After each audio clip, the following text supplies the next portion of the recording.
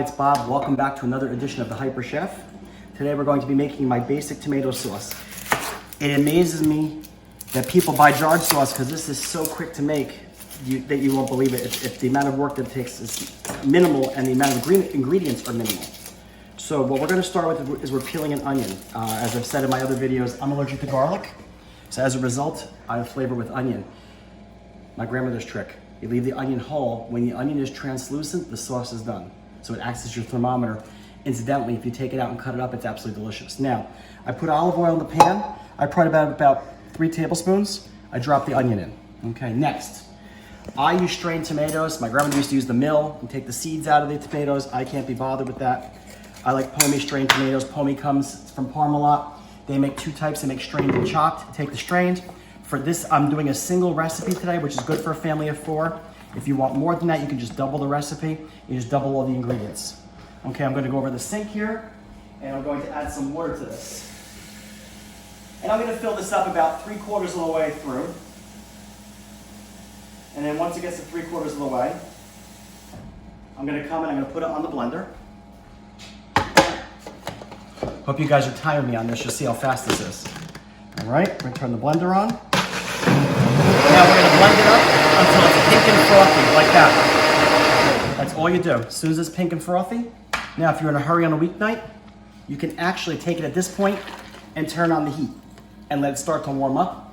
I'm going to put the tomato paste in first before I move over to the stove. So, what we do with tomato paste, this is a small can of tomato paste, again, unseasoned. I can't take the seasoning, I prefer the flavor myself, especially since, again, I'm allergic to garlic. So all this concentrated tomato goodness, you want to get all of it. Take a spoon, bang the hell out of it, get it all out of there. Now, again, water.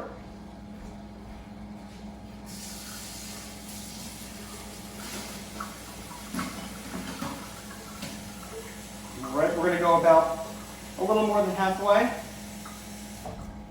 And this is all by eye, depends on how you like the sauce. You like a thicker sauce, let your paste get muddled more with less water in it. So we turn this on again. We're gonna mix this again, and again, same color. Can't get faster than that. Now, what do we add to our sauce? That's it. What do we add to our sauce? Fresh basil, which I've already washed. Drop it in.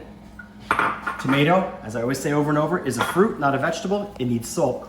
So again, like my grandmother taught me, I call it the nani tablespoon. Drop it in. For every time you double the recipe, or every time you add the recipe again, you're gonna add another handful of salt.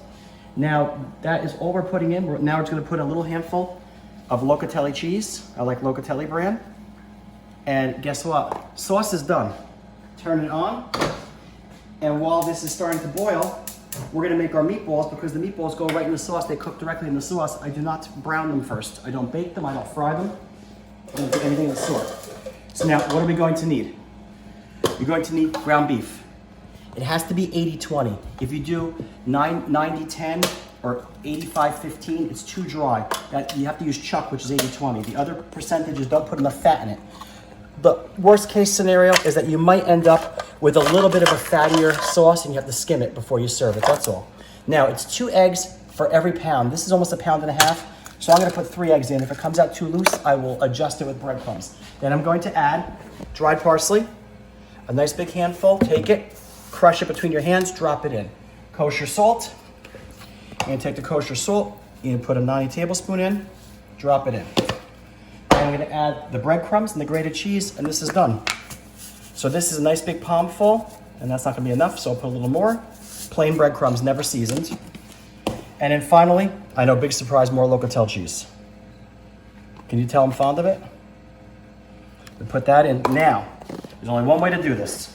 With clean hands, which I have, you're gonna mush this all together until it's completely mush, and you're gonna continue to mush it until it is thoroughly mixed. All the spices are mixed thoroughly in. Oh, and I forgot a spice. So when we're done, I have to add some black pepper. My grandmother always said, you never put black pepper in your sauce because it makes the scuro, it makes the sauce dark. She didn't like the color it would have on the sauce, but there's always black pepper in my meatballs. I just simply forgot it. All right, this is incorporated. Let me rinse my hand, and we're gonna add the black pepper in. So, couple turns. I have this on semi-coarse. I like that a little better. It just adds some more flavor. We're gonna mix that in. And believe it or not, the meatballs are now done. All I have to do, see it's all incorporated, is pinch and roll right into the sauce. Now what I'll do is, I'm gonna get the sauce to stir first. Where's my wooden spoon? Here's my wooden spoon. I'm gonna get the sauce to stir, incorporate everything I put in there. You can see the sauce is already starting to get warm. And then once this sauce starts to boil a little bit, I'll drop the meatballs in and we'll come back at that point. Okay, we're back. Now, as you can see, the sauce is boiling.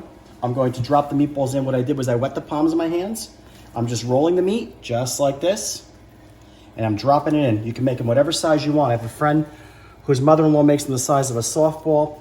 I never care for them that way. When I make big ziti, I make little mini ones. So as opposed to having to slice them when I put them in the big ziti, I make little mini ones.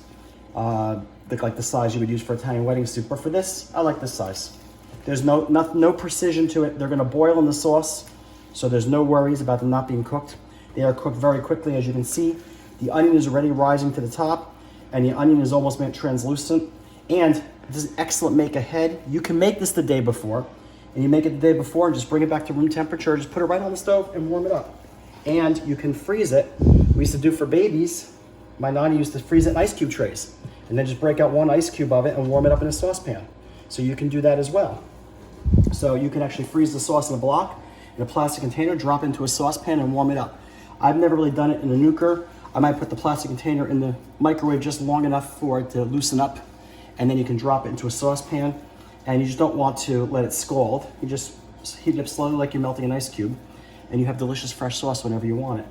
I hope you saw from this how easy this was to make and how fast it cooked, so that you know that you really don't need to buy jarred sauce if you don't want to.